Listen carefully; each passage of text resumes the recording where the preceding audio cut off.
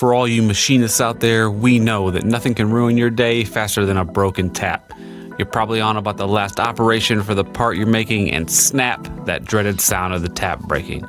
Let me tell you about this amazing tool. It's called Omega Drill from the Penn Tool Company. It's got a wild point geometry and clever square flute designed to maximize strength, and it's made from a revolutionary grade of tungsten carbide. That's what it takes to drill through a hardened, high-speed steel tap.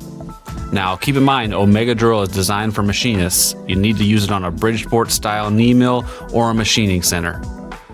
Most people start with this Omega Drill set. It's got all 4 different drill sizes and covers every tap size from a number 4 up to a 1/2 inch.